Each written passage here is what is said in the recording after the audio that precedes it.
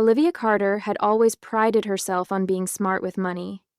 At 35, she had built a solid career as a senior financial analyst in New York, a city where financial literacy could mean the difference between thriving and barely surviving. She wasn't flashy, no designer handbags or overpriced cocktails at rooftop bars. Instead, she invested wisely, maintained a comfortable apartment in Brooklyn, and had a retirement plan that would make most of her peers jealous. Her husband, Mark, was the complete opposite. He was the kind of guy who could charm his way into anything: job opportunities, friendships, even free drinks at bars. But when it came to actual follow-through, he had none. Olivia used to admire his ambitious spirit, believing that one of his many business ideas would eventually take off. 7 years into their marriage, that belief had faded. While Olivia worked 60-hour weeks, Mark bounced from one startup idea to the next, burning through money with nothing to show for it. She paid most of the bills, covered rent, and even helped fund his latest big break ventures. Every time she raised concerns, Mark had an excuse. "You've got to spend money to make money, babe," he'd say with a confident grin. But the numbers didn't lie. Lately, Olivia had started noticing things: extravagant expenses that didn't add up, withdrawals she didn't recognize, and credit card charges that Mark brushed off as business expenses. She wanted to believe he was telling the truth, but deep down she knew better. Something wasn't right, and soon she would have undeniable proof. It started with little things. Olivia had always been meticulous about tracking their finances, but recently things weren't adding up. A $200 charge at a luxury steakhouse she never visited. A $500 withdrawal from their joint savings account with no explanation. Mark dismissed her concerns with his usual easy confidence. "Relax, Liv, it was a business dinner," he said, rolling his eyes. "You know networking is everything." She wanted to believe him. But then came the larger expenses. $2,000 on a high-end watch. A $4,000 transfer labeled investment capital. And yet, Mark's so-called business wasn't making a dime. One evening, after Mark had gone out for drinks with a client, Olivia sat down with a glass of wine and logged into their bank account. She methodically reviewed transactions, noting down every suspicious charge. What she found made her stomach drop. Multiple first-class flights, none of which included her. Lavish hotel stays at places Mark had never mentioned. Designer boutiques she'd never shopped at. Olivia had been careful, responsible, and financially savvy all her life. She had built wealth not by luck, but through smart decisions and discipline. And now, the man she had trusted most was bleeding her dry. Her hands tightened around the glass. For the first time in years, she saw Mark clearly, not as the charming, struggling entrepreneur he claimed to be, but as a man who knew exactly what he was doing. And Olivia was done playing along. Olivia had spent weeks gathering clues, but nothing could have prepared her for what she was about to uncover. One evening, while Mark was out closing a deal, she decided to dig deeper. She logged into their joint credit card account, scrolling through the transactions. Then she saw it. 2 first-class tickets to Miami, booked under Mark's name and someone named Rachel K. Her breath caught. Rachel K. The name sounded vaguely familiar. Olivia's fingers moved quickly as she searched through Mark's social media accounts. It didn't take long to find her. A blonde, early 30s, perfectly curated Instagram profile full of poolside cocktails and designer shopping sprees. And in one recent post, a tagged location, the Grand Bay Resort, Miami. The same hotel Mark had charged to their account. Her pulse pounded in her ears. It was one thing to suspect Mark of being reckless with money. It was another to find proof that he was actively lying, cheating, and using her hard-earned income to fund his affair. For years she had given him the benefit of the doubt, hoping he would change, waiting for him to take responsibility. But now, there was no more doubt. Mark wasn't just a bad husband, he was a thief. Olivia wasn't sure what she felt first, rage or relief. But one thing was clear: She wasn't going to let him get away with it. She took a deep breath, closed the laptop, and picked up her phone. It was time to call her lawyer. Olivia wasn't the kind of woman to act impulsively. If Mark thought he could outsmart her, he was about to realize just how wrong he was. The next morning, she called her best friend and lawyer, Jessica Monroe. Olivia laid out everything: the stolen money, the luxury trip, and the affair. Jessica listened, then exhaled sharply. "He's not just cheating, Liv, he's committing financial fraud," she said. "We can make this hurt." And that's exactly what they planned to do. Over the next few days, Olivia transferred all her savings into a separate account, ensuring Mark couldn't touch another cent.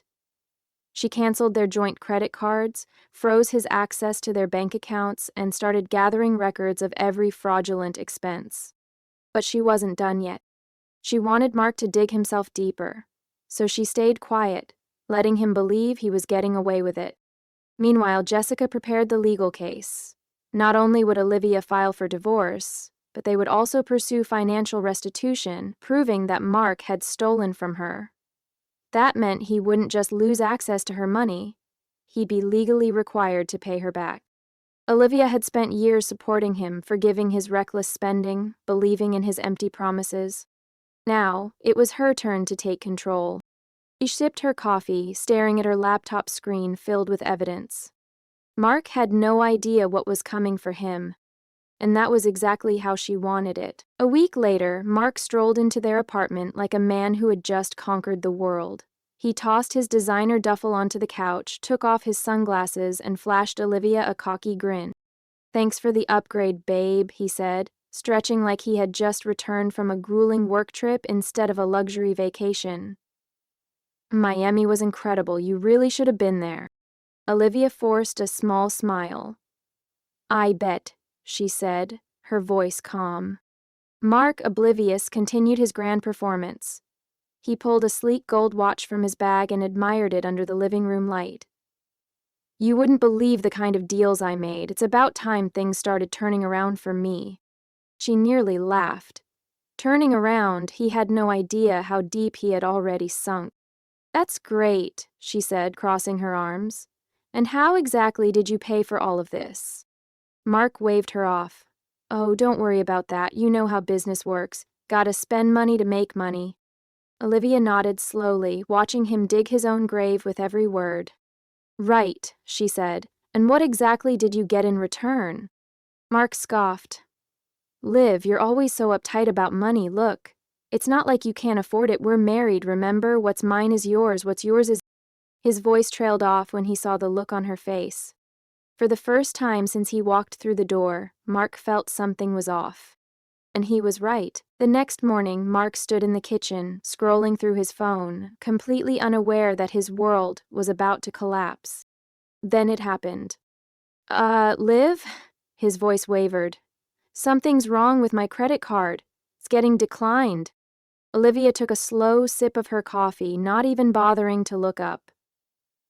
"That's weird," she said casually. "Maybe you should call the bank." He frowned, refreshing the app. His eyes widened. His accounts were frozen. His investment fund? Gone. The emergency cash he had stashed? Locked. Panic flickered across his face. What the hell is going on? Olivia finally looked up. "Oh, you mean the money you stole?" she asked, her voice cool. "Yeah, that's gone. You don't have access to my accounts anymore." Mark's jaw clenched. "This is a joke, right?" She tilted her head. "Does it look like I'm joking?" He laughed nervously. "Liv, come on, we're married, we share everything." "Not anymore." She slid a folder across the counter. "That's a list of every fraudulent charge you made with my money. First-class flights, luxury hotels, shopping sprees. Oh, and Rachel K? Hope she was worth it." Mark paled. "You don't understand." Olivia cut him off. "I understand perfectly. You stole from me, lied to me, and thought you could get away with it." She leaned in. "You can explain it all to my lawyer." And for the first time ever, Mark had nothing to say. Mark wasn't used to losing. He had spent years charming his way out of problems, convincing people to trust him, to invest in his ideas, to believe in the version of himself he carefully curated. But this time, there was no way out. By the end of the week, Olivia had officially filed for divorce. Her lawyer, Jessica, had also submitted a claim for financial restitution, ensuring that Mark would be legally required to pay back every cent he had stolen. The real blow came when Mark tried to check into a hotel after Olivia kicked him out of their apartment. His cards were still frozen, his accounts empty.